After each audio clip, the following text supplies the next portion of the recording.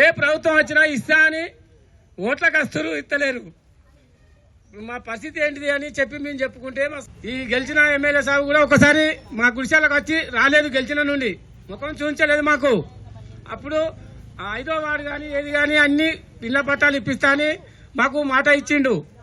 తర్వాత ఒక్కసారి కూడా మా గుడిశాలకు రా ఏదైనా కానీ పట్టాలు ఇప్పిస్తున్నప్పుడు పట్టాలు ఇవ్వాలి.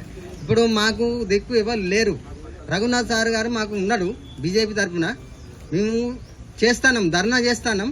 ధర్నా ఇది కాకుంటే ఇంకా భారీ ఎత్తున ధర్నా చేస్తాం. మాకు పట్టాలు లేకపోతే మాత్రం పరిణామం వేరే తిరిగి ఉంటుంది. కొంతమంది ఉన్నారు కౌన్సిలర్లు గిట్ట, వాళ్ళు గిట్ట అందరు కలిసి మా మీద తిరగబడ్డారు. అంతేకాకుండా మేము రిటర్న్లో వెహికల్ తీసుకొస్తున్న సుతం కూడా రిటర్న్లో ఎక్కించుకున్నారు. మళ్ళీ వాళ్ళు తీసుకుని ప్రేమసార్ అని ఇంటికి తీసుకెళ్లారు. ఇప్పుడు ప్రజెంట్ మేము పోయి తీసుకొచ్చాక ఇప్పటి పట్టాలు ఇత్తా అని ఎంతోమంది అయిపోయినాయి. టీఆర్ఎస్ అయిపోయింది, మళ్ళీ కాంగ్రెస్ వచ్చింది.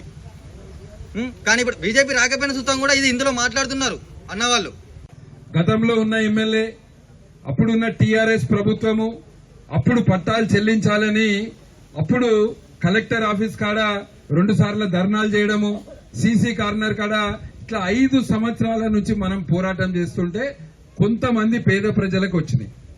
కానీ RK6 ఏదైతే కొత్త రోడ్డు ప్రాంతంలో బాధితులకు ఇంకా కూడా ఈ సమస్య పరిష్కారం రాలేదు.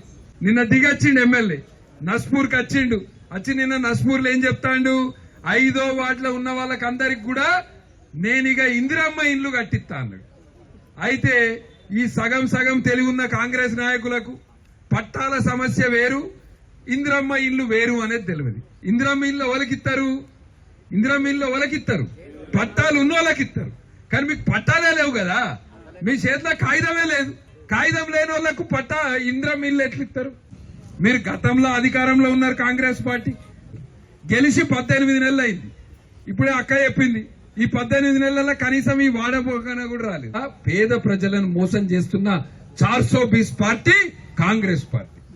420 పార్టీ మిమ్మల్ని అందరినీ మోసం చేసి ఇవాళ భారతీయ జనతా పార్టీ తరఫున చెప్తాను, మీకందరికి పట్టాలు ఇచ్చేదాకా 100 సార్లు రావాల్సి వస్తే 100 సార్లు వస్తాం. జీఎం ఆఫీస్ కి, కలెక్టర్ ఆఫీస్ పోతాం.